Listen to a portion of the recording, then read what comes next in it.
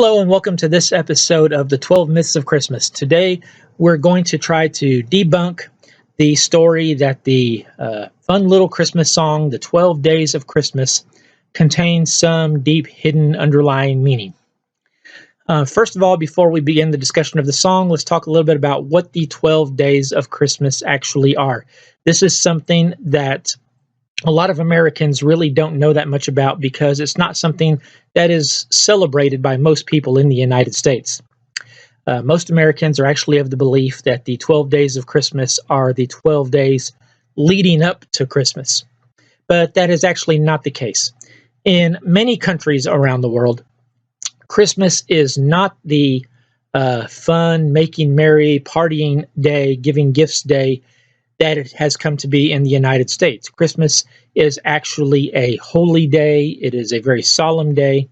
And you spend Christmas Day in church, doing religious rituals or ceremonies or worship or, along those lines.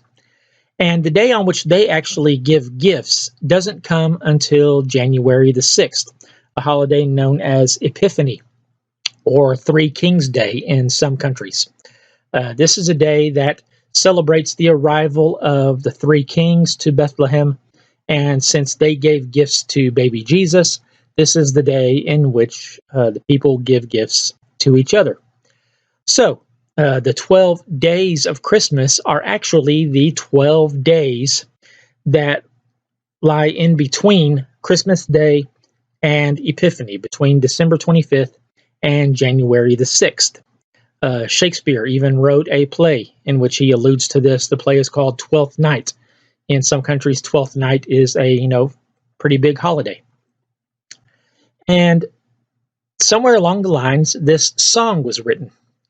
And what this song is about is a custom that some well-to-do families or well-to-do people would do, in which instead of giving their presents all on January 6th, they would start the day after Christmas and give a small present. And then the next day they would give one a little bit larger or a little more expensive. And then the next day they would give another one, and then the next day another one, and so on until by the time January 6th comes, that's when they give their largest, most elaborate, most expensive present. So that's what the song is actually saying when you just look at the surface of it. Well, you may read in social media today especially, every Christmas this story comes out that the 12 Days of Christmas, the song, has a deep hidden meaning. And the story usually goes something like this, that during a period of time in English history, when the Church of England or the Protestants in general were persecuting the Catholic Church was forbidden from teaching its beliefs or teaching its catechisms to its children. So in order to do this secretly, they wrote this song, The 12 Days of Christmas, and each of the gifts in the song represents a part of the Catholic creeds or catechisms, and by memorizing the song, it would help the children memorize the parts of the Catholic belief. The first day of Christmas, the partridge in the pear tree represents Jesus. The two turtle doves represent the Old and New Testaments. The three French hens represent faith, hope, and charity. And so on. The four, calling birds represent the four Gospels, and so on, all the way up to the 11 pipers piping, representing the 11 faithful apostles, and the 12 drummers drumming, representing the 12 points of the Apostles' Creed. And that makes a great story. But is there any truth behind that? Well, unfortunately, no, there is not. At least none that anyone has been able to find. And there's several reasons why this story actually doesn't really make any sense. First of all, this poem, The 12 Days of Christmas, the first time we see this poem ever actually written down anywhere is in 1780, which is after the period of time in which the Catholics would have been persecuted sometime way after the period of time during which the Catholics would have been persecuted. So there's no real origin of this poem during the time period, the 15th and 16th centuries, that the Catholics, would have needed it. This poem didn't come until a couple of hundred years later. The tune to the poem that we sing the song to didn't actually come around until about 1909. The poem wasn't set to the popular tune that we sing today until just over 100 years ago. So basically, the poem is not old enough to have been used as a teaching aid for Catholics during a period of persecution.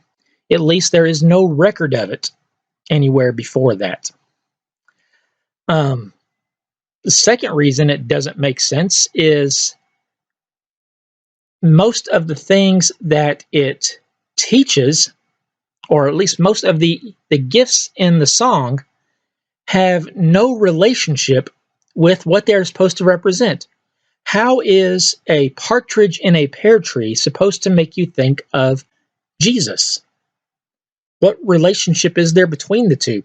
It's not like, a mnemonic device in which, the first letter of this is the same as the first letter of this, and that's how you memorize, a list of things or something like that. How does two turtle doves help you remember Old Testament and New Testament? How do three French hens help you remember faith, hope, and charity? Other than the number 3, they have nothing in common. So it would be, kind of useless as a memory aid, because there's no relationship between the gifts and what the gifts are supposed to represent. And the third way that this really doesn't make sense is because if you look at the 12 things that the items in the song are supposed to represent, these are all things that the Protestant church also believed. They believed in Jesus as the one, God. They believed in the Old and the New Testament. They believed in the virtues of faith, hope, and charity. They believed in the 4 Gospels, Matthew, Mark, Luke, and John, all the way up. So why would you need to keep something secret from your enemy if it's something that your enemy believes as well? So there's no reason why they would have to have this secret code when they were perfectly allowed to teach their kids about Jesus. They were allowed to teach their kids about the Old and New Testaments and so on. They just weren't allowed to teach their kids about the specifically Roman Catholic parts, that is, the parts that did not agree with Protestant teachings. And none of those items are mentioned in the song. So there really is no reason to believe that this song would have been written as a secret code for Catholics to help memorize, points of their faith, because all the points that it mentions are also points of the Protestant faith, which the Protestants would have had no problem allowing the Catholics to learn. So, unfortunately, this story just does not hold water. There is no evidence. In fact, even the story that this used to be a Catholic secret code was not written until about 1979. It wasn't until 1979 that this was even mentioned. So, and the person who first wrote it up had no evidence behind it. That is, he didn't see it, written down anywhere that that's what it was for. This is just something he, as far as we know, he just completely thought up on his own. So, makes a good story, but unfortunately, it's not true. By the way, just in case you're interested, if you add up all of the gifts in the 12 days of Christmas, and if you read the song literally, on the first day, you see the person gets 1 gift.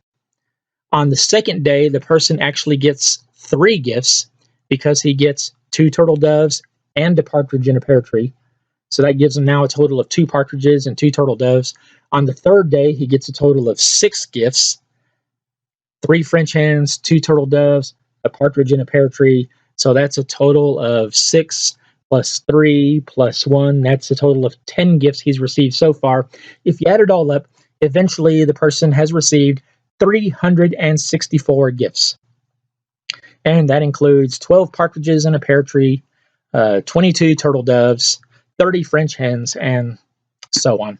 And just as an interesting note, as of 2019, someone did the math and figured that that would add up to a grand total of $170,298.03 worth of gifts.